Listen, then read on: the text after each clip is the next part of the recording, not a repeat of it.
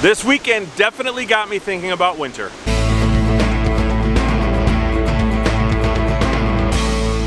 This video is sponsored by Backcountry. Hey, what's going on, guys? My name is Dan. I'm into hiking and backpacking and gear. If you guys are into that stuff too, just go ahead and subscribe to the channel. That is what the channel's all about. Today we're talking about my big 3 winter setup.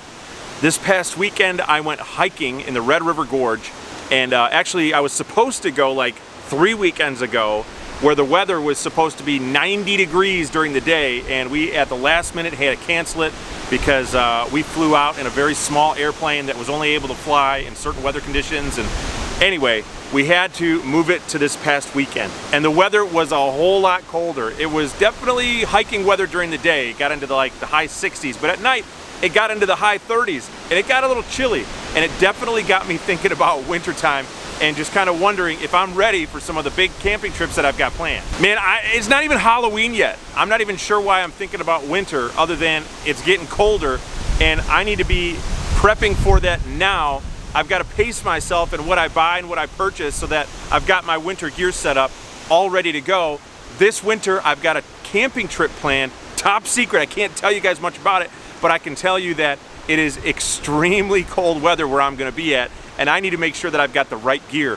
Normally, when I go winter backpacking, I'm not into hiking and backpacking when the weather's below like 20 degrees, but I got a feeling that this camping trip in particular is going to be definitely a lot colder than that. So I went on to backcountry.com and I bought some brand new gear.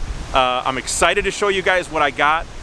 It's gear that I've been eyeing for a long time, and I think it's gonna do the trick. I want you guys to tell me in the comments below what you guys think of this gear, and let's get started. All right, so the backpack that I've been using for years, and I absolutely love it, is the Z-Packs Arc Blast, as you guys know. Unfortunately, that backpack is limited in weight capacity and it's limited in size.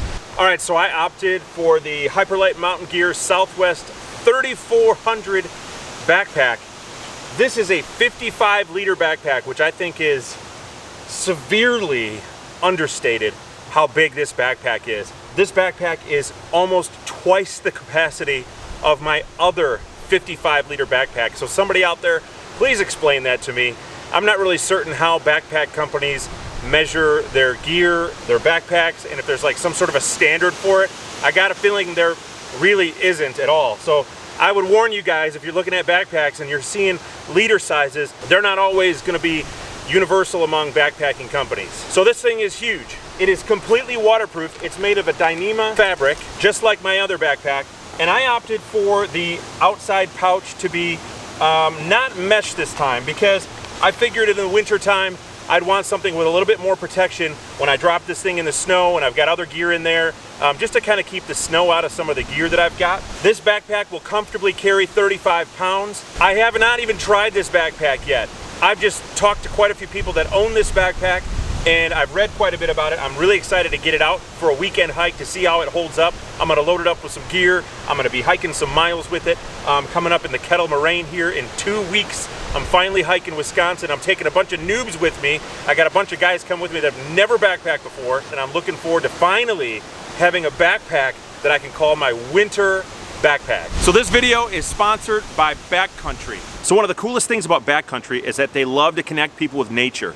They believe that anyone is capable of enjoying outdoor experiences, big, small, near, far, just like I do. And they want to help inspire customers to have their best experiences outside, recreating and enjoying open spaces. I have been using Backcountry to buy gear for a long time, and one of the coolest features about Backcountry is that they have hundreds of what they call gearheads, and they're available like 24/7 via chat, email, phone. These guys are like former Olympians, they're athletes, they're guides who have tons of experience and knowledge and can steer you towards the best gear for your needs, as well as process exchanges and returns and provide all kinds of updates on order status. And one of the cool parts about when I ordered my gear, they were helping me so long. Like, I was literally talking to this guy for probably 20-30 minutes about different types of gear that I was looking at and interested in. I had to go.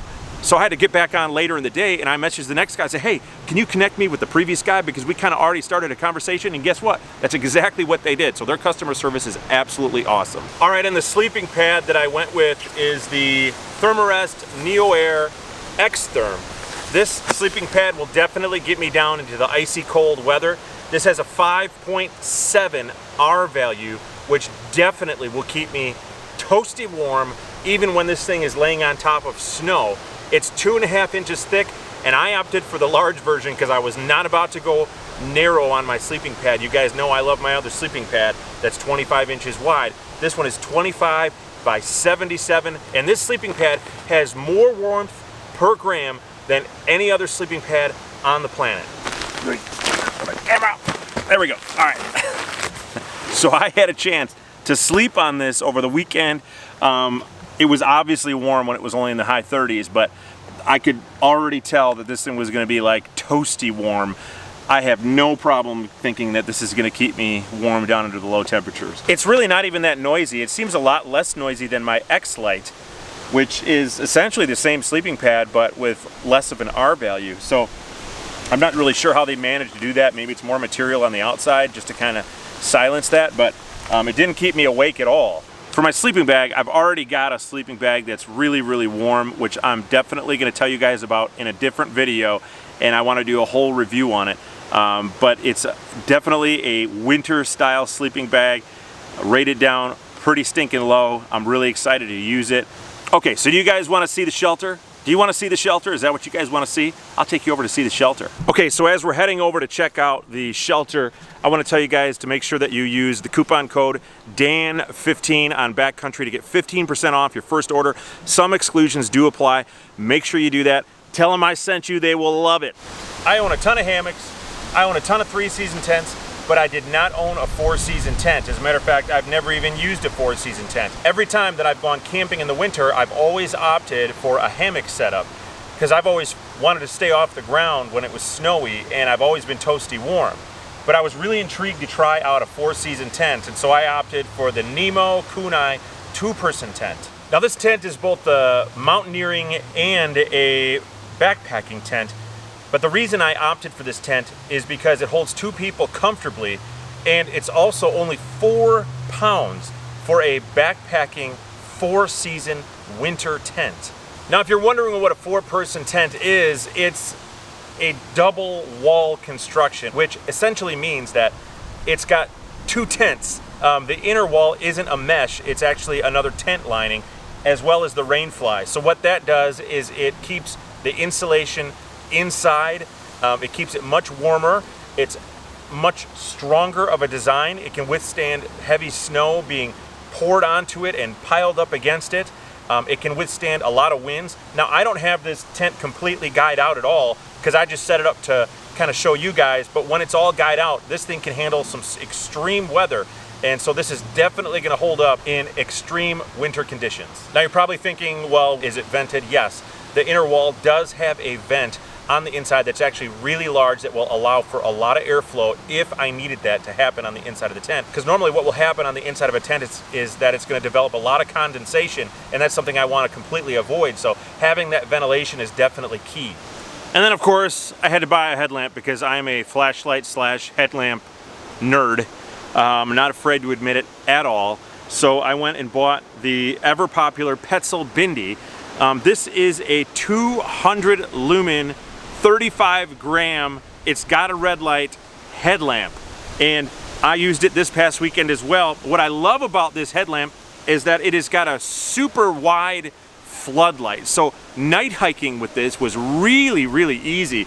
We got to the campsite at about 12:30 in the morning, so we had to hike in about a mile and a half in total darkness, and this was a huge help for us. So the Petzl Bindi from Backcountry was just one of those add-on items I just couldn't resist. All right guys, I'm running out of light, so we're gonna wrap this thing up.